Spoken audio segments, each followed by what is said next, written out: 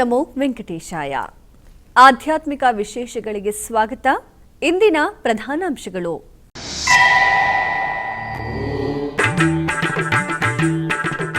TTD ಬೆಂಗಳೂರಿನ ವೈಯಾಲಿಕಾವಲ್ ಆಲಯದಲ್ಲಿ ಅದ್ಧೂರಿಯಾಗಿ ಜರುಗಿದ ಶ್ರೀನಿವಾಸ ಕಲ್ಯಾಣ. ಶ್ರೀದೇವಿ ಭೂದೇವಿ ಸಮೇತ ಶ್ರೀ ವೆಂಕಟೇಶ್ವರ ಸ್ವಾಮಿಗೆ ಆಗಮೋಕ್ತವಾಗಿ ಕೈಂಕರ್ಯ.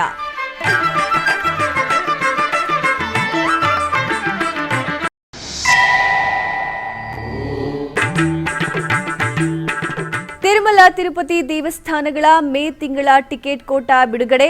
ಫೆಬ್ರವರಿ 18ರಿಂದ 24ರವರೆಗೆ ಆನ್ಲೈನ್ನಲ್ಲಿ ಟಿಕೆಟ್ಗಳನ್ನು ಪಡೆಯಬಹುದು.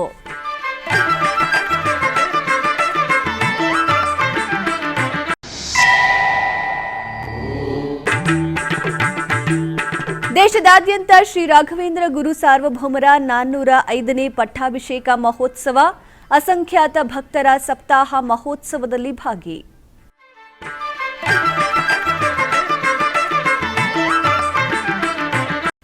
ಬೆಂಗಳೂರಿನ ವೈಯಾಲಿಕಾವಲ್ನಲ್ಲಿರುವ ಟಿಟಿಡಿ ದೇವಾಲಯವಾದ ಶ್ರೀನಿವಾಸ ಕಲ್ಯಾಣ ಮಹೋತ್ಸವವನ್ನು ಆಚರಿಸಲಾಯಿತು. ತಿರುಮಲ ತಿರುಪತಿ ದೇವಸ್ಥಾನದ ಅನುಬಂಧ ಆಲಯವಾದ ಶ್ರೀ ಆಲಯದಲ್ಲಿ ಪ್ರತಿ ಶನಿವಾರ ಹಾಗೂ ಭಾನುವಾರಗಳಲ್ಲಿ ಕಲ್ಯಾಣೋತ್ಸವವನ್ನು ನಿರ್ವಹಿಸಲಾಗುತ್ತದೆ.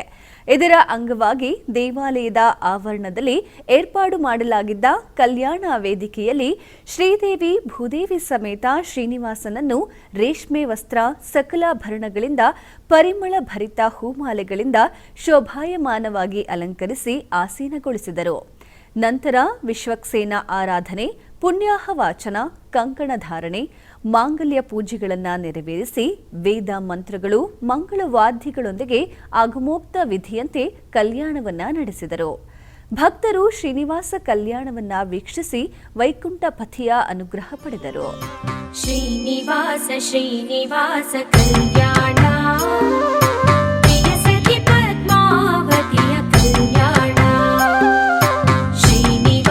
ಶ್ರೀನಿವಾಸ ಕಲ್ಯಾಣ ಪ್ರಿಯ ಸಖಿ ಪದ್ಮಾವತಿಯ ಕಲ್ಯಾಣ.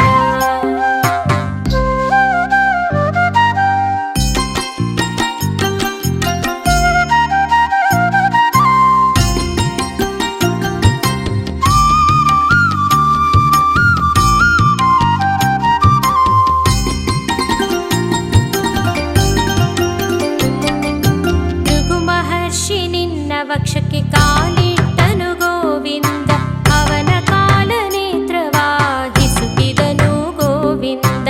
ಮಹಾಲಕ್ಷ್ಮಿ ಕೋಪಗೊಂಡು ಭುವಿಗೆ ಬಂದಳು ಗೋವಿಂದ, ಎಷ್ಟು ಬೇಡಿದರು ತಾಯಿ ಕರಗಲಿಲ್ಲ ಗೋವಿಂದ. ಶ್ರೀನಿವಾಸ ಶ್ರೀನಿವಾಸ ಕಲ್ಯಾಣ ಪ್ರಿಯ ಸಖಿ ಪದ್ಮಾವತಿಯ ಕಲ್ಯಾಣ. ಪ್ರಿಯ ಸತಿಯ ವಿಯೋಗಕ್ಕೆ ಚಿಂತಿಸಿ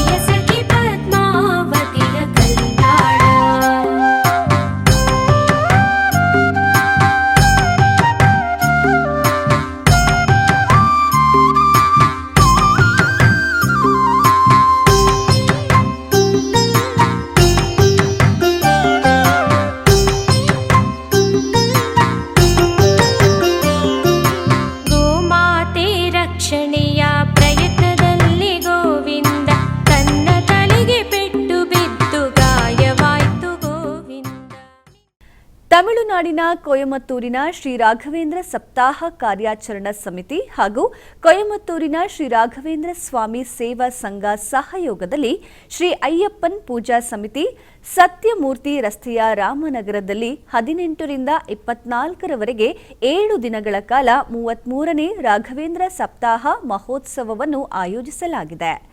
ಈ ನಿಮಿತ್ತ ಪಲಿಮಾರು ಹಿರಿಯ ಪೀಠಾಧಿಪತಿಗಳಾದ ಶ್ರೀ ಶ್ರೀ ಶ್ರೀ ವಿದ್ಯಾಧೀಶ ತೀರ್ಥ ಶ್ರೀಪಾದಂಗಳವರು ಹಾಗೂ ಕಿರಿಯ ಪೀಠಾಧಿಪತಿಗಳಾದ ಶ್ರೀ ಶ್ರೀ ವಿದ್ಯಾರಾಜೇಶ್ವರ ತೀರ್ಥ ಶ್ರೀಪಾದಂಗಳವರ ದಿವ್ಯ ಸಾನ್ನಿಧ್ಯದಲ್ಲಿ ಪ್ರಹ್ಲಾದ ರಾಜರಿಗೆ ಪಟ್ಟಾಭಿಷೇಕ ಮಹೋತ್ಸವವನ್ನು ವಿಜೃಂಭಣೆಯಿಂದ ಆಚರಿಸಲಾಯಿತು. ಬಳಿಕ ವಿಗ್ರಹವನ್ನ ಪೂಜಿಸಿ ಆನಂತರ ಮಂಗಳಾರತಿ ಬೆಳಗಲಾಯಿತು. ಈ ಕಾರ್ಯಕ್ರಮವು ಮಂತ್ರಾಲಯದ ಅರ್ಚಕರಾದ ಶ್ರೀ ಪರಿಮಳ ಆಚಾರ್ಯರವರ ನೇತೃತ್ವದಲ್ಲಿ ನೆರವೇರುತ್ತಿದ್ದು, ಸಂಗೀತ ಕಾರ್ಯಕ್ರಮಗಳನ್ನು ಸಹ ಆಯೋಜಿಸಲಾಗಿತ್ತು.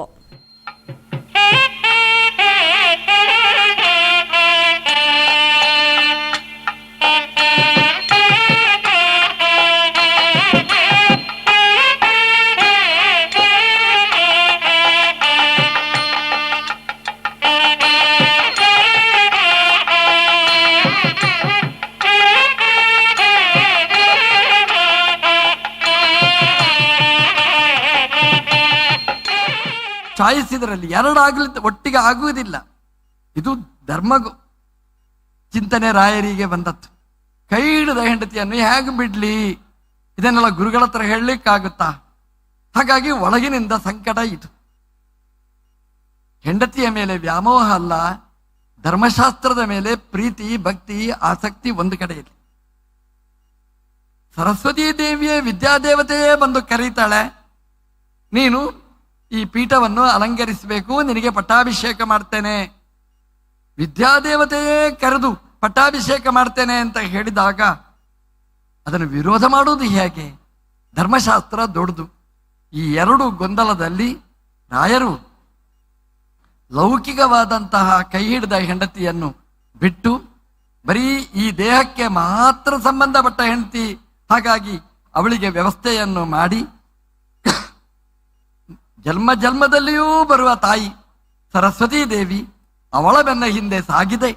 ವೇದಾಂತ ಸಾಮ್ರಾಜ್ಯದಲ್ಲಿ ಪಟ್ಟಾಭಿಷಿಕ್ತರಾದ ಇಡೀ ಜಗದ್ಗುರುಗಳು ರಾಘವೇಂದ್ರ ಸ್ವಾಮಿಗಳವರ ಪಟ್ಟಾಭಿಷೇಕದ ವೈಭವ ಇದೆ. ತ್ಯಾಗ ಭೋಗ ಈ ಎರಡರಲ್ಲಿ ಭೋಗಕ್ಕಿಂತ ತ್ಯಾಗ ದೊಡ್ಡದು ಅಂತ ತೋರಿಸಿಕೊಟ್ಟ ಮಹಾತ್ಮರು ನಮ್ಮ ರಾಘವೇಂದ್ರ ತೀರ್ಥ ಗುರು ಸಾರ್ವಭೌಮರು. ಕಾಷಾಯ ಬಟ್ಟೆಯನ್ನು ಉಟ್ಟರು, ಕಾಷಾಯ ಬಟ್ಟೆಗೆ ಒಂದು ಬೆಲೆಯನ್ನು ಕೊಟ್ಟದ್ದು, ಕಾಷಾಯಕ್ಕೆ ಒಂದು ಕೀರ್ತಿಯನ್ನು ಕೊಟ್ಟ ಕೀರ್ತಿ ಅದು ರಾಯರ್ದು. ಇವತ್ತು ಕಾಷಾಯ ಬಟ್ಟೆ ಉಡುವವರಿಗೆಲ್ಲ ಏನು ಖುಷಿ ಅಂತಂದ್ರೆ, ರಾಯರವರು ನಾವು ನಮ್ಮ ರಾಯರ ಕಾಷಾಯ ವಸ್ತ್ರ ಅಂತ ನಾವು ಹೆಮ್ಮೆಯಿಂದ ನಾವು ಹೇಳಿಕೊಳ್ಳಲಿಕ್ಕಾಗುತ್ತೆ. ಹಾಗಾಗಿ ಕಾಷಾಯ ವಸ್ತ್ರಕ್ಕೆ ಒಂದು ಭೂಷಣಪ್ರಾಯರಾಗಿ ತಿಲಕಪ್ರಾಯರಾಗಿ ರಾಯರು ವೇದಾಂತ ಸಾಮ್ರಾಜ್ಯದಲ್ಲಿ ಪಟ್ಟಾಭಿಷಿಕ್ತರಾಗಿದ್ದಾರೆ. ಕೈಯಲ್ಲಿ ದಂಡಪಾಣಿಗಳಾದರು. ಜಯಘೋಷ ಮಾಡುವಾಗ, ರಾಯರ ಪರಿಚಯ ಮಾಡಿಸಿಕೊಡುವಾಗ ಹೇಳಿದರು, ರಾಯರು ಅಭಯದಾನ ಮಾಡಿದ್ದಾರೆ ಅಂತ. ಕೈಯಲ್ಲಿ ದಂಡ ಹಿಡ್ಕೊಂಡಿದ್ದಾರೆ, ಮತ್ತೆಲ್ಲಿ ಅಭಯದಾನ ಅಂತ ನಮಗೆ ಅನಿಸಬಹುದು. ದಂಡಕ್ಕೂ ಅಭಯಕ್ಕೂ ವಿರೋಧ. ದಂಡ ಹಿಡ್ಕೊಂಡ್ರೆ ಭಯ. ದಂಡ ಯಾಕೆ ಹಿಡ್ಕೊಳ್ತೇವೆ? ಇನ್ನೊಬ್ಬರನ್ನು ಹೆದರಿಸ್ಲಿಕ್ಕೋಸ್ಕರ. ಅಭಯದಾನ ಅಂತ ಹೇಳ್ತೇವೆ. ಎರಡಕ್ಕೆ ವಿರೋಧ ಅಂತಂದ್ರೆ ವಿರೋಧ ಇಲ್ಲ. ದಂಡ ಯಾಕೆ ಹಿಡ್ಕೊಂಡಿದ್ದಾರೆ ಅಂತಂದ್ರೆ, ಯಾರು ಸಜ್ಜನರಿಗೆ ಭಯವನ್ನು ಉಂಟು ಮಾಡ್ತಾರೆ ಅದನ್ನು ನಿವಾರಣೆ ಮಾಡಲಿಕ್ಕೋಸ್ಕರ ರಾಯರು ದಂಡಪಾಣಿಗಳಾಗಿ, ನೀವು ಹೆದರಬೇಡಿ, ನಿಮಗೆ ನಾನು ದಂಡಪಾಣಿಯಾಗಿ ನಾನಿದ್ದೇನೆ ಅಂತ ರಾಯರು ಎಚ್ಚರವನ್ನು ಕೊಟ್ಟಿದ್ದಾರೆ.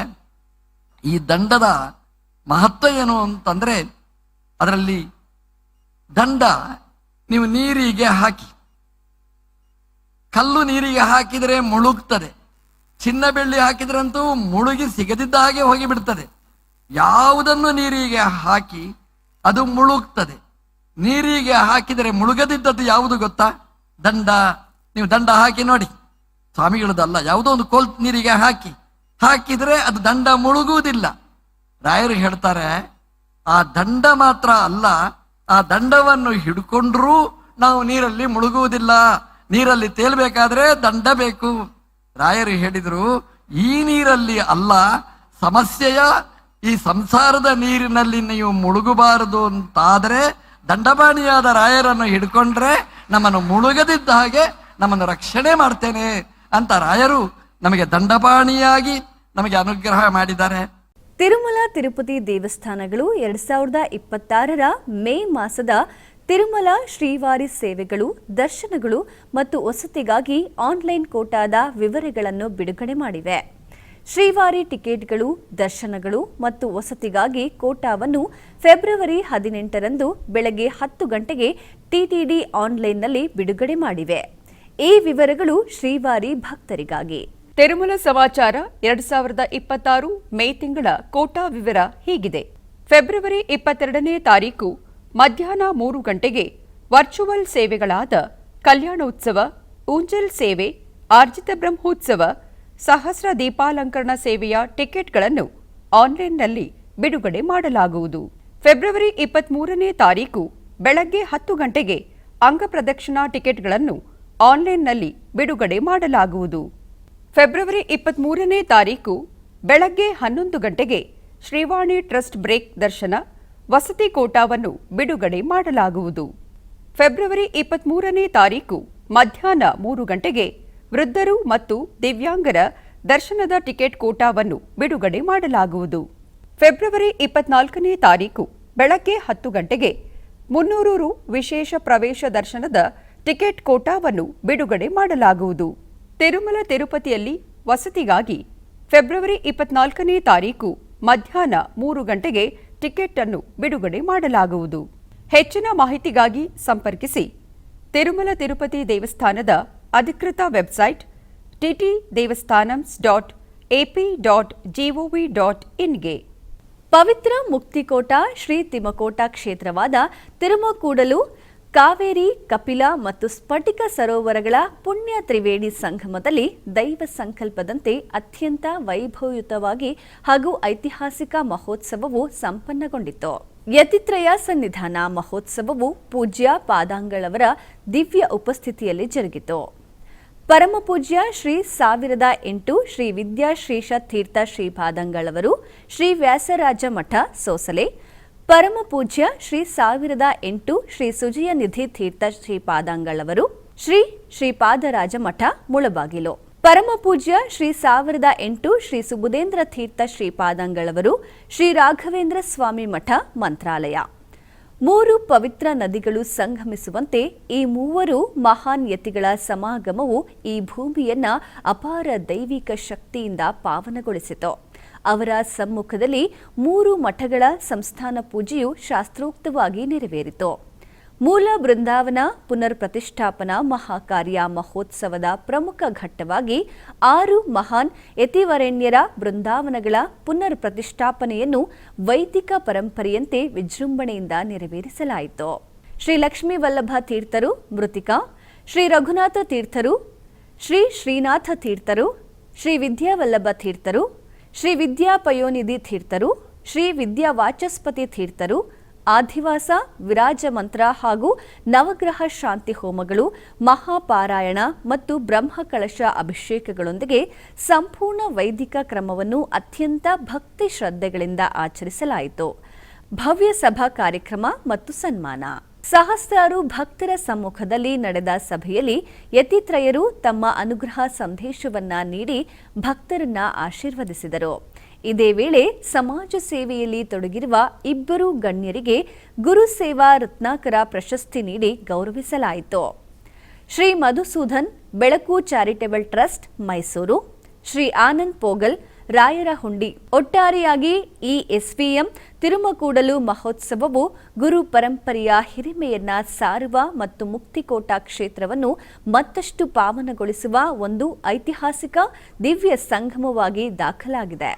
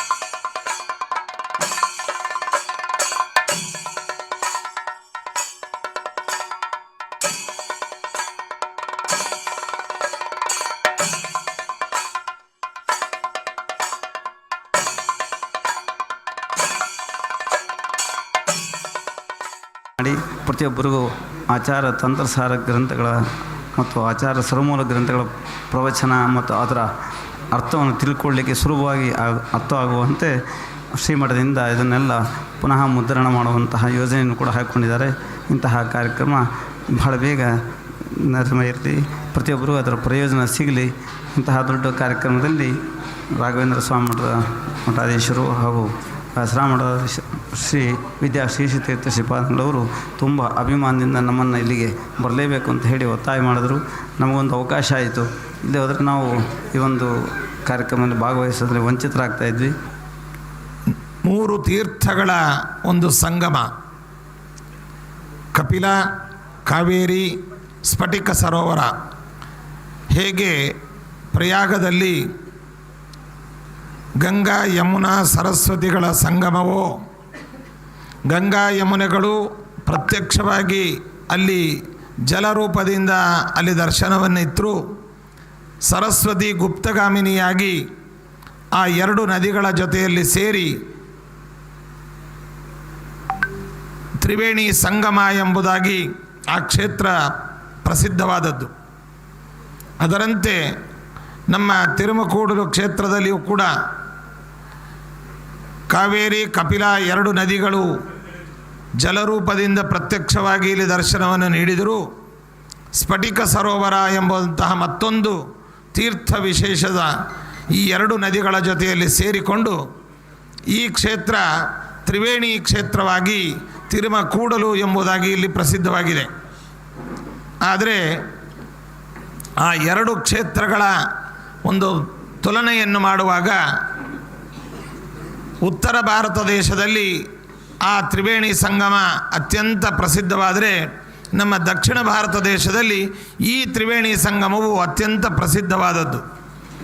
ಆದರೆ ಪುರಾಣಗಳಲ್ಲಿ ಬ್ರಹ್ಮಾಂಡ ಪುರಾಣ, ಸ್ಕಾಂದ ಪುರಾಣ ಮೊದಲಾದ ಪುರಾಣಗಳಲ್ಲಿ ಈ ಕ್ಷೇತ್ರದ ಮಹಿಮೆಯನ್ನು ಕೊಂಡಾಡುವಾಗ ವೇದವ್ಯಾಸ ದೇವರೇ ಮಾತನ್ನು ತಿಳಿಸ್ತಾರೆ.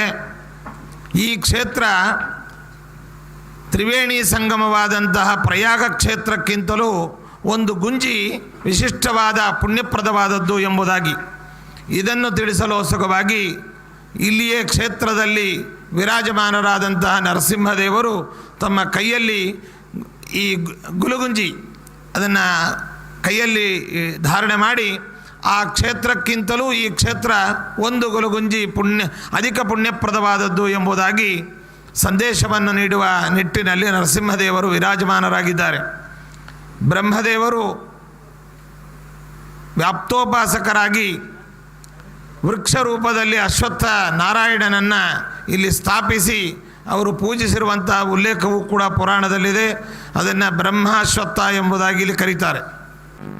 ಇತರ ಭಾಷ್ಯಗಳು ಹೇಗೆ ಅದಕ್ಕೆ ಹೊಂದಿಕೆ ಆಗೋದಿಲ್ಲ ಅನ್ನೋದನ್ನು ನಾವು ಒಂದೊಂದು ಬ್ರಹ್ಮಸೂತ್ರಕ್ಕೂ ಕೂಡ ನಾವು ತೋರಿಸ್ತೇವೆ ಅಂತ ಪ್ರತಿಜ್ಞೆ ಮಾಡಿದ್ದಾರೆ ವ್ಯಾಸರಾಯರು.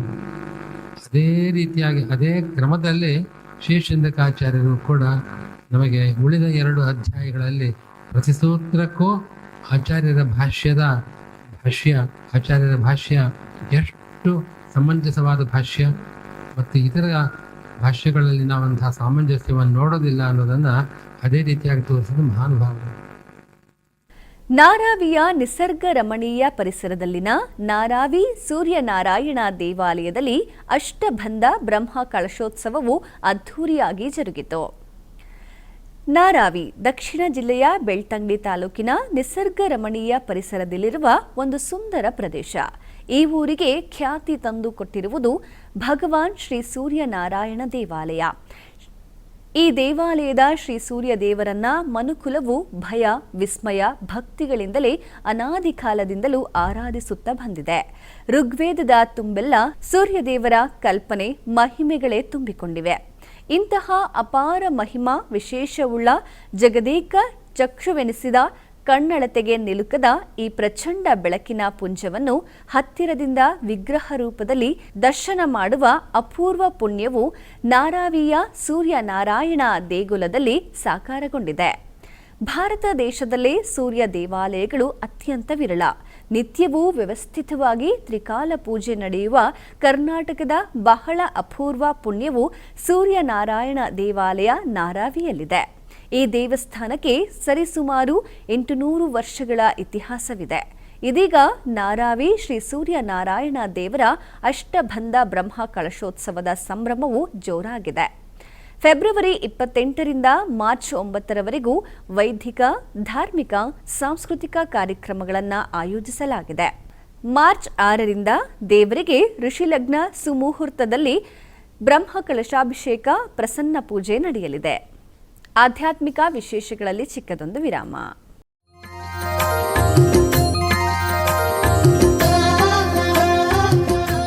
ಬೆಂಗಳೂರಿನ ವೈಯಾಲಿ ಕಾವಲ್ನಲ್ಲಿರುವ ಟಿಟಿಡಿ ಅನುಬಂಧ ಆಲಯವಾದ ಶ್ರೀ ವೆಂಕಟೇಶ್ವರ ಸ್ವಾಮಿ ದೇವಾಲಯದಲ್ಲಿ ನಿತ್ಯ ಕಲ್ಯಾಣ ಚಕ್ರವರ್ತಿಗೆ ಕಲ್ಯಾಣೋತ್ಸವ.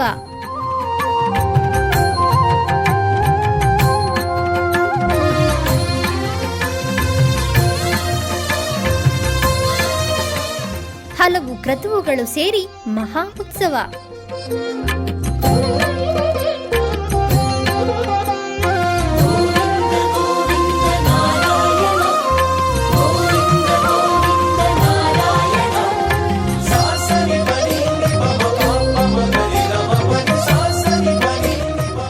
ಶ್ರೀದೇವಿ ಭೂದೇವಿ ಸಮೇತನಾದ ಆನಂದ ನಿಲಯನಿಗೆ ವೈಖಾನಸ ಆಗಮೋಕ್ತವಾಗಿ ಕಲ್ಯಾಣ.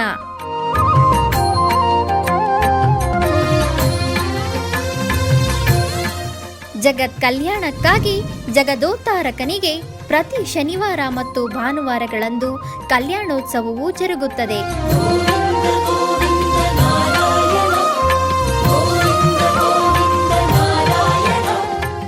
ಹೆಚ್ಚಿನ ಮಾಹಿತಿಗಾಗಿ ವೈಯಾಲಿ ಕಾವಲ್ ಟಿಟಿಡಿ ಇನ್ಫಾರ್ಮೇಶನ್ ಸೆಂಟರ್ ಅನ್ನು ಸಂಪರ್ಕಿಸಿ.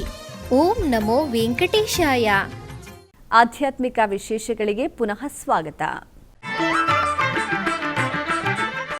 ಟಿಟಿಡಿ ಆಧ್ವರ್ಯದಲ್ಲಿರುವ ಎಲ್ಲ ಅನುಬಂಧ ಆಲಯಗಳಲ್ಲಿ ಅನ್ನಪ್ರಸಾದ ನೆರವೇರಿಸಬೇಕೆನ್ನುವ ಸಂಕಲ್ಪವನ್ನು ಟಿಟಿಡಿ ಚೇರ್ಮನ್ ಹಾಗೂ ಇಒರವರು ನಿರ್ಧರಿಸಿದ್ದಾರೆ.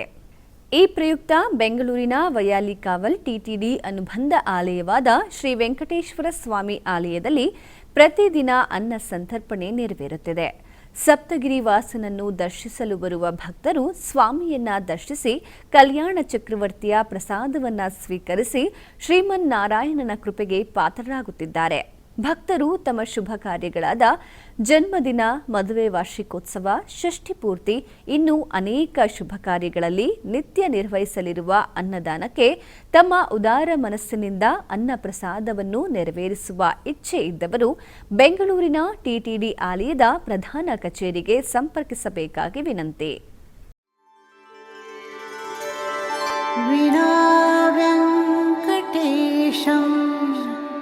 ननाथो ननाथः सदा वेङ्कटेशं स्मरामि स्मरामि. हरे वेङ्कटेश प्रसीद प्रसीद. प्रियं वेङ्कटेश प्रयच्छ प्रयच्छ.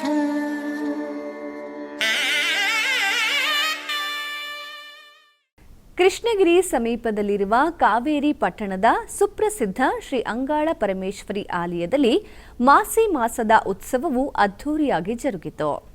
ಇದರ ಅಂಗವಾಗಿ ಶ್ರೀ ಅಂಗಾಳ ಪರಮೇಶ್ವರಿ ಮತ್ತು ಪುಂಗವನತ್ತಮ್ಮ ದೇವಾಲಯಗಳಲ್ಲಿ 2 ದಿನಗಳು ವಿಶೇಷ ದೀಪಾರಾಧನೆ ಪೂಜೆಗಳು ನಡೆಯಿತು. ನಂತರ ಅಲಂಕರಿಸಿದ ರಥದಲ್ಲಿ ಅಂಗಾಳ ಪರಮೇಶ್ವರಿ ಅಮ್ಮನವರನ್ನು ಆಸೀನಗೊಳಿಸಿ ಲಕ್ಷಾಂತರ ಭಕ್ತರ ಸಮಕ್ಷಮದಲ್ಲಿ ರಥೋತ್ಸವವನ್ನು ನಿರ್ವಹಿಸಲಾಯಿತು. ಈ ಕಾರ್ಯಕ್ರಮದಲ್ಲಿ ಅಸಂಖ್ಯಾತ ಭಕ್ತರು ಪಾಲ್ಗೊಂಡು ದೇವರ ದರ್ಶನ ಪಡೆದರು.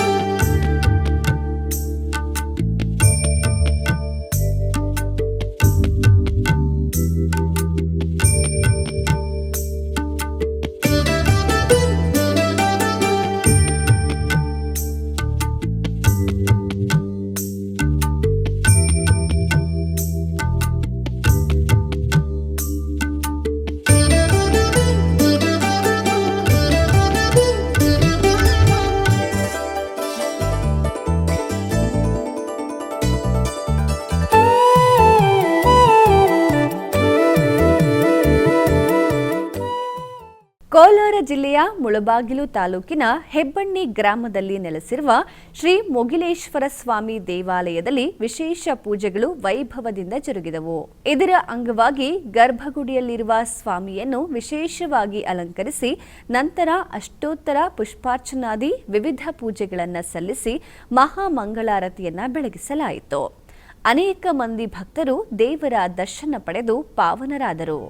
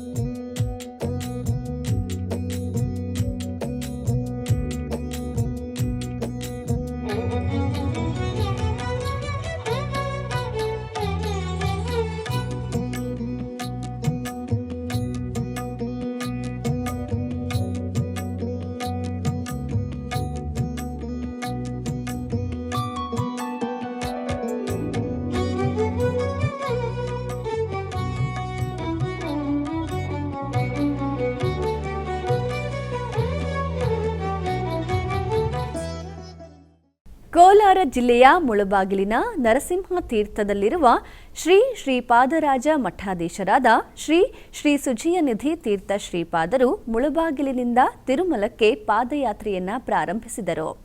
ಈ ನಿಮಿತ್ತ 17ರಂದು ಬೆಳಗ್ಗೆ ಮುಳಬಾಗಿಲು ನರಸಿಂಹ ತೀರ್ಥದಲ್ಲಿ ಪಾದಯಾತ್ರೆಯನ್ನ ಪ್ರಾರಂಭ ಮಾಡಿ ಮಾರ್ಗ ಮಧ್ಯದಲ್ಲಿರುವ ನಂಗಿಲಿಯಲ್ಲಿ ಸಂಸ್ಥಾನ ಪೂಜೆ ಮತ್ತು ಬೃಂದಾವನ ಪೂಜೆಯನ್ನ ಸಲ್ಲಿಸಿ ಪುನಃ ಪಾದಯಾತ್ರೆಯನ್ನ ಮುಂದುವರೆಸಿದರು.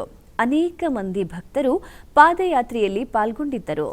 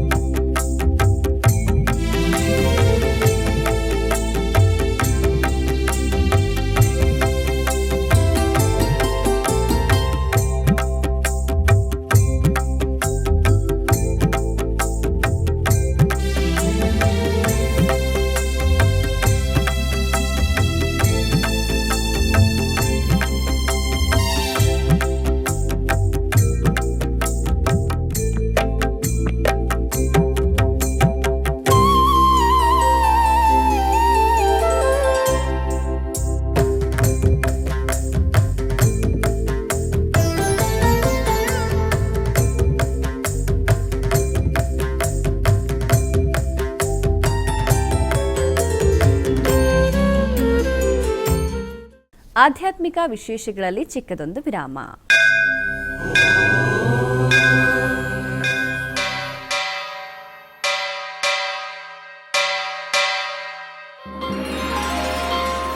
ಶ್ರೀ ವೆಂಕಟೇಶ ಉತ್ಸವ ಪ್ರಿಯನಾದ ವೆಂಕಟೇಶ್ವರನಿಗೆ ಪ್ರತಿನಿತ್ಯ ನಡೆಯುವ ಸೇವೆಗಳು.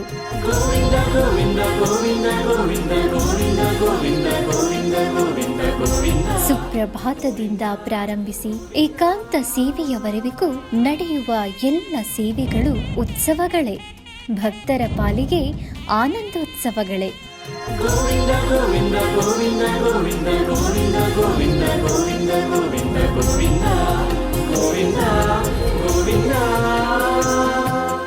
ತಿರುಮಲ ತಿರುಪತಿ ದೇವಸ್ಥಾನಂನ ಶ್ರೀ ವೆಂಕಟೇಶ್ವರ ಭಕ್ತಿವಾಹಿನಿ ಪರಬ್ರಹ್ಮ ಸ್ವರೂಪನಿಗೆ ಜರುಗುವ ಸೇವೆಗಳನ್ನು ಕನ್ನಡ ವ್ಯಾಖ್ಯಾನಗಳಲ್ಲಿ ಪ್ರಸ್ತುತಪಡಿಸುವುದರ ಮೂಲಕ ಕನ್ನಡಿಗರ ಮನಗಳಿಗೆ ಆಧ್ಯಾತ್ಮಿಕ ಆನಂದವನ್ನು ತುಂಬಲಿದೆ. ವೀಕ್ಷಿಸಿ ನಿಮ್ಮ ಶ್ರೀ ವೆಂಕಟೇಶ್ವರ ಭಕ್ತಿವಾಹಿನಿ 3 ಕನ್ನಡದಲ್ಲಿ. ಆಧ್ಯಾತ್ಮಿಕ ವಿಶೇಷಗಳಿಗೆ ಪುನಃ ಸ್ವಾಗತ. ಕರ್ನಾಟಕದ ವಿವಿಧ ಪ್ರದೇಶಗಳಲ್ಲಿ ನಡೆದ ಸಾಂಸ್ಕೃತಿಕ ಕಾರ್ಯಕ್ರಮಗಳತ್ತ ಒಂದು ನೋಟ.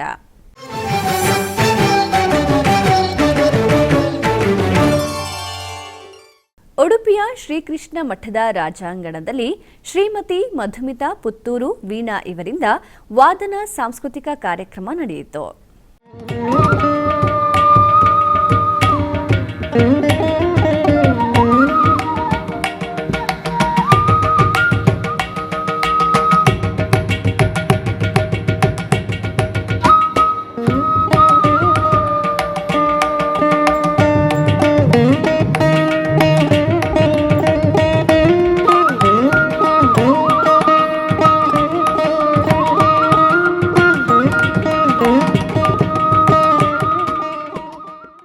ಬೆಂಗಳೂರು ನಗರದ ವೈಲ್ಡ್ಫೀಲ್ಡ್ನ ಮುಖ್ಯ ರಸ್ತೆಯಲ್ಲಿ ನೆಲೆಸಿರುವ ಶ್ರೀ ಮಹಾಗಣಪತಿ ದೇವಸ್ಥಾನದಲ್ಲಿ ವಿಶೇಷ ಭರತನಾಟ್ಯ ಕಾರ್ಯಕ್ರಮ ಅದ್ಧೂರಿಯಾಗಿ ನಡೆಯಿತು.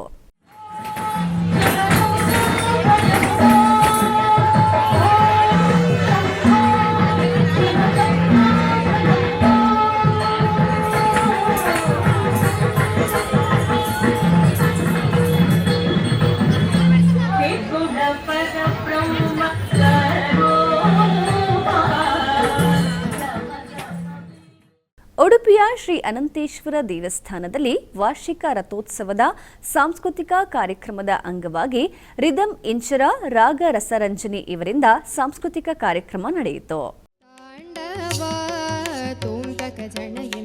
ಶಿರದಲ್ಲಿ ಧರಿಸಿದ ಸುರಗಂಗೆಯುತ ಹರದಿಂದಲಿ ಭೋರ್ಗರೆಯುತ್ತಲಿರುತ್ತಿದೆ ಹರನಾಡಿದ ತಾಂಡವ ತೋಂತಕ ಜಣೆಯೆಂದು ಹರನಾಡಿದ ತಾಂಡವ.